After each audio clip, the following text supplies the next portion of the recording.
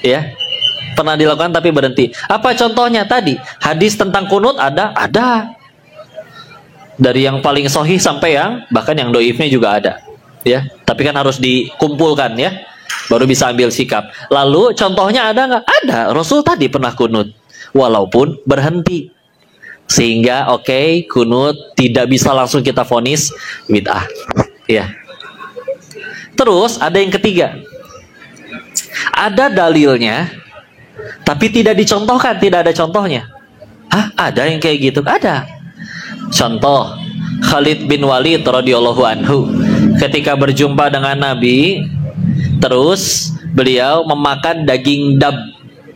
Ya. Ini sejenis kadal ya ada yang ibu ya, hewan reptil ya kadal Arab begitu ya, dan memang banyak di padang pasir ya. Lalu Khalid bin Walid ingin bertanya, tapi ya sudah langsung saja pakai kegiatan ya, maka dimakan. Rasul tidak melarang ya. Hadisnya ada, berarti dalilnya ada, tapi contohnya tidak ada. Rasul tidak makan daging dabnya, tapi tidak dilarang. Sehingga tapi tidak dilarang oleh Nabi. Jadi kan nanti kalau sunnah kan ada yang qauliyah secara ucapan, ada yang fi'liyah secara tindakan, ada juga yang secara takrir ya, ketetapan. Nah, Nabi tidak melarang, berarti boleh. Kenapa Nabi nggak makan? Bukan karena haram, nggak doyan ya. Dan nggak doyan aja, sederhana itu. Nah, masalahnya kan Khalid kan lebih sering di medan perang. Jadi ya sudah, jarang ketemu kayak kambing enak yang sudah dimasak. Ya adanya itu. Makanya bertanya tentang hal itu ya. Jadi apakah langsung jadi bid'ah? Ya enggak. Ya. Walaupun nanti ada fikihnya lagi kalau kita pengen tentuin. Misalkan bentrok antara suatu hadis, yang satu Rasul mengucap, yang satu hanya tindakan. Bentrok, nanti itu ada aturannya. Ya, mana yang harus didahulukan? Ya. Kalau belajar di ilmu usul fikih ya ada aturannya. Maka yang keempat ada lagi ya.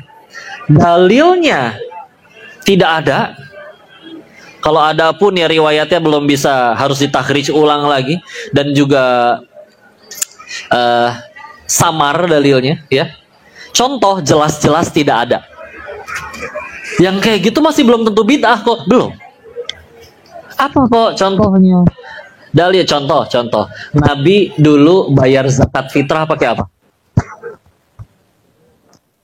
Nggak ada beras, Bu.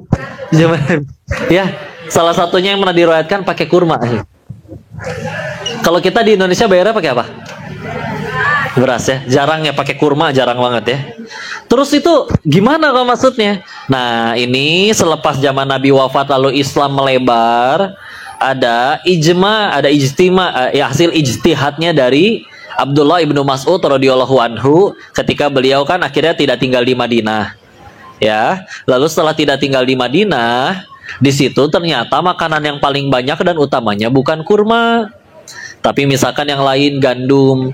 Kalau pengen benar-benar semuanya harus kurma, repot, kudu import, kudu nyari keluar. Maka ya sudah, kurma dulu seperti apa? Makanan utama. Ya sudah, makanan utama di sini apa?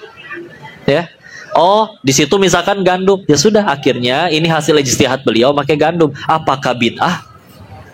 Enggak kan? Jadi yuk kita lihatnya kayak gitu ya. Jangan gampang langsung berantem, bertengkar. La haula wala quwata illa billah. Ya. Sedangkan di luar sana bahkan mungkin masih ada yang mabuk, masih ada yang berzina, kita diam saja. Tapi sibuk berantem sama saudara sendiri, ayolah. Tolong. Ya. Maka Masya Allah.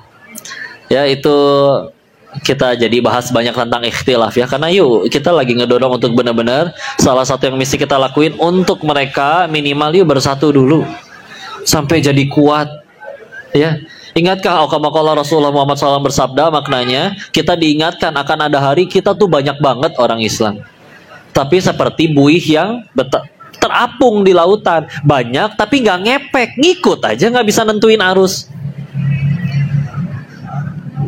Maka para sahabat kan nanya, kenapa mereka kayak gitu? Maka Rasul kan ngejelaskan, karena Allah mencabut rasa takut di hati musuh-musuh Islam. Rasa takut. Izin ya, sambil berduel dengan suara kendaraan ya. Mudah-mudahan Allah yang tetap memasukkan suara ini ke hati pendengar ya. Berduel nyampe mana tadi? Ya. Hah? Iya, buih di lautan, Allah cabut rasa takut musuh di hati musuh-musuh Islam. Kenapa? Karena kalian saat itu terkena penyakit wahan katanya. Apa itu wahan? Hubbud dunya wa karahiyatul maut. Terlalu cinta sama dunia dan juga sebetulnya disebutnya takut mati ya kalau diterjemahin. Tapi ada guru hadis saya beliau bilang lebih tepatnya bukan takut mati, tapi benci mati. Beda ya. Orang takut mati itu wajar lah, mau ketabrak misalkan. Deg-degan, takut, ya masa